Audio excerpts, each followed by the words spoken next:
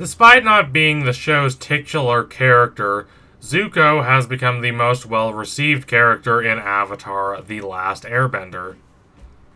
It is practically impossible to talk about redemption arcs without someone referencing Zuko. This is because Brian Konietzko and Michael Dante DiMartino, the co-creators of Avatar: The Last Airbender, make his journey clear, they make it challenging, and they make it actually affect every facet of his character. Episodes like Zuko Alone and The Storm demonstrate exactly what influences shaped Zuko into the person he is at the start of the show and what challenges he needs to overcome. But this is not an easy process. Throughout Season 2, he sees with his own eyes the devastation the Fire Nation has wrought. He comes into contact with so many people whose lives have been destroyed or disrupted by the war, and he can't turn a blind eye to that. By the end of the season, he has demonstrated that yes, he can grow, and he has accepted that there are other paths forward for him aside from spending the rest of his life chasing the Avatar around the world. Once he does accept the fire of change, it burns away his old self. Mostly. He still kind of strangely retains this intense attraction to Mai. I don't hate this pairing, but I don't really see what it has to do with the rest of Zuko's story. I've always found his relationship with Katara to be much more interesting. These are two lonely, isolated, scared people who don't know what to do with all the competing influences rolling around inside them. They both lost their mothers because their mothers chose to protect them, and they carry that grief everywhere they go. It informs their decision-making, and they cannot escape that weight. That, along with the responsibility they have to bear from an early age, shapes them into more mature people. It's not just like with Aang where he has to take on the responsibility of a role.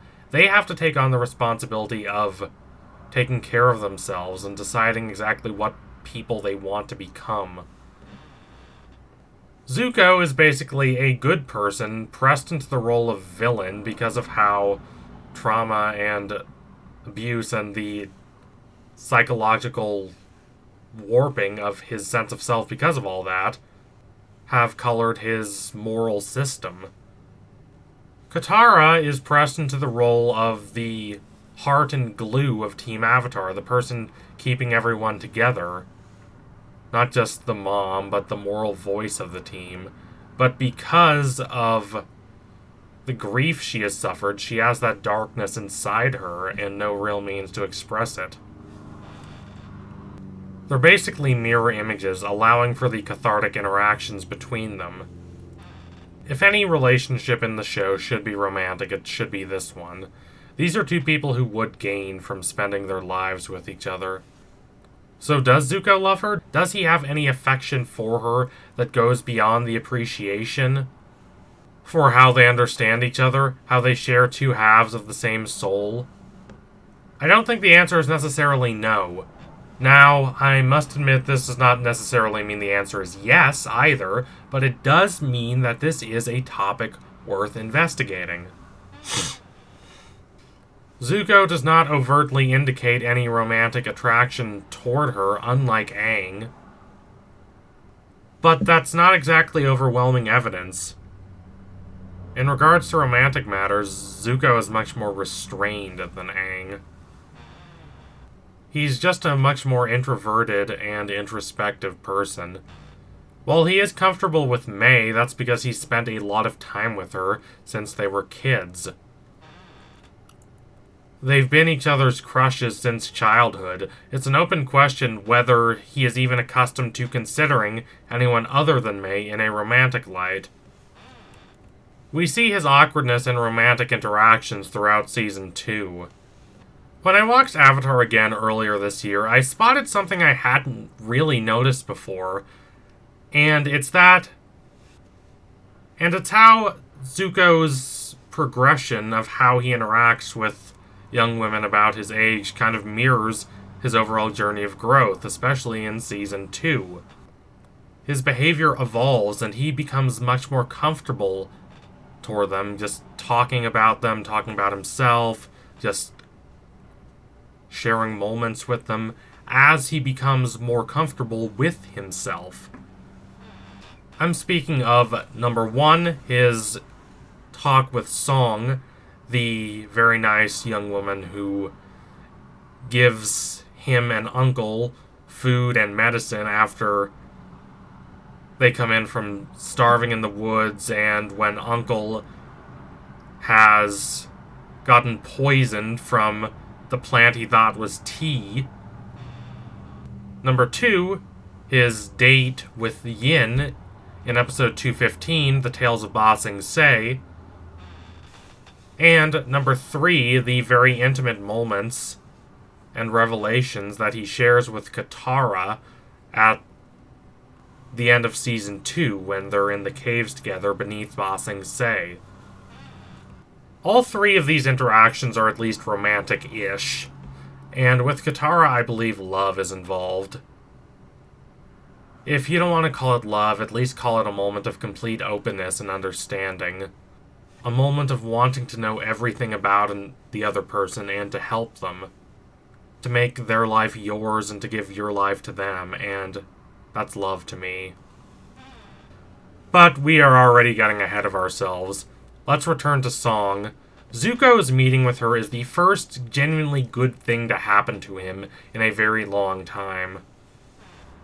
Iroh is almost dead, and both he and Zuko are starving in the wilderness. But Song and her mother give them the sustenance and healing that they really desperately need.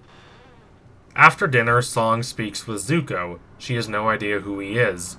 All she knows is that he has a mark on his face that was given to him by the Fire Nation.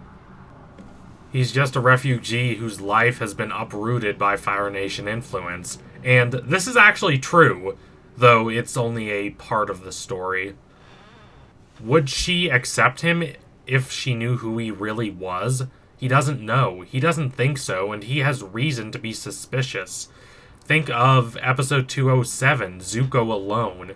In that episode, he turns away from the dark path, as demonstrated at the start of the episode when he chooses not to steal from a family.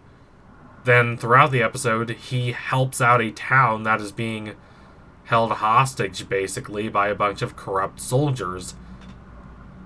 He fights them. He fights for justice and equality. And in the end, he reveals his true self. He firebends. He defeats the Earthbender that's the leader of these corrupt soldiers. The town is finally free, but they don't accept him. The town is no longer being run like a mini fiefdom, but they reject him once they understand who he is. So his reticence to let Song touch his scar is understandable. When he burns down the bridge with that family by taking their ostrich horse, it's not just a practical thing, it is a conscious decision to close himself off from connection. To protect himself from really being open with someone. Song's last glance is devastating. But we do see a progression from this point to the Tales of Ba Sing Se.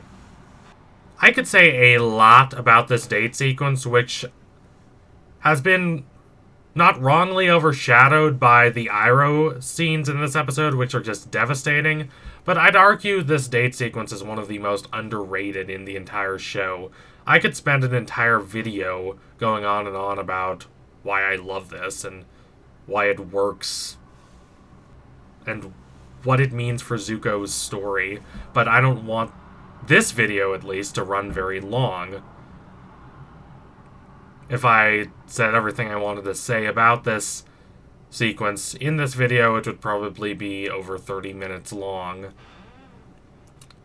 So I'll just say it's the first time Zuko proves himself willing to open up to someone who is not his uncle. Zuko is always introverted and lost in contemplation. Even he can't make sense of his fractured psyche. He's certainly not going to burden someone else with it. But he manages to form an awkward, but sweet, if tenuous, connection with her. Even though he does not reveal his firebending to her, he uses it to light all the torches around the lake and give her a really wonderful time.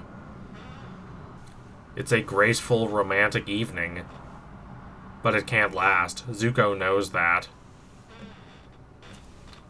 He's not settled in this life, and he's not settled with himself, and he's not comfortable revealing the whole truth to her, but he does give her at least a wonderful night, and he leaves her with some beautiful memories. I wonder if she ever discovered her date was the future Fire Lord. Either way, she likes him for him, and he appreciates that. All of this leads to the last of these three moments, his intimate bonding with Katara. Unlike Song and Yin, who give him the benefit of the doubt, Katara doesn't. For her, he is the face of the Fire Nation. She blames him for the trauma she has suffered. She blames him for this dark burden she must carry. This burden that permanently colors her psyche and provides her with a darkness she doesn't quite know how to handle, so she lashes out at him. Unlike the previous circumstances, wherein Zuko has to wonder if his revealing the truth would result in his partner withdrawing her empathy toward him, Zuko knows here that the only chance he has of her extending empathy toward him is if he reveals the whole truth. The raw, unvarnished truth that he himself is only now preparing to face. The easier choice would be to say nothing and deflect her comments. Instead, he bares his soul and she responds by accepting him. If she is attracted to him, it's not because he's hurt or broken. It's because in him, she sees someone who really understands her. Who doesn't view her as a perfect goddess or an annoying mother figure, but as a real human being trying to make sense of her place in this world and with the suffering she has endured. It's a risk. A big one. Katara could have easily rejected him. Knowing this, he tried anyway because he wanted to know her and he wanted to be known. He wanted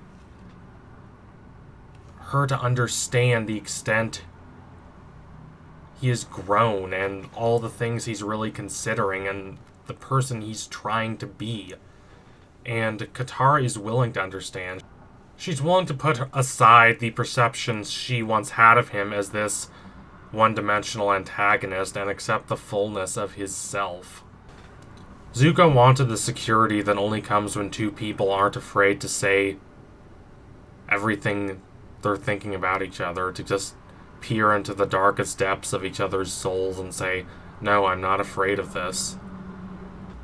Zuko is brave enough to reveal the truth about himself to Katara, sensing a possible connection between them. And Katara is brave enough to make that connection, even though it contradicts everything she had previously thought about Zuko. So thank you all for watching. If you liked what you saw today, don't forget to like, comment, and subscribe. Donate to my Patreon if you can and you want to see more videos like this. Keep watching Avatar: The Last Airbender. It is a brilliant, smart, philosophically stimulating show that's not afraid to really go beneath the surface and look inside all these characters and think about who they actually are. I love scenes where it just lets characters talk and get to know each other and get to try and understand each other, and while doing so, reveal a lot about themselves. The scene beneath Ba Sing Se with Zuko and Katara would be fine if you just cut it in half. Plot-wise, I mean. But this isn't about functionality, it's about conveying the truth of their experiences, and the scene does that extraordinarily well because they let it play out. Anyway, tune in soon for my next analysis. It will be coming soon. Thank you all again. Adios, comrades.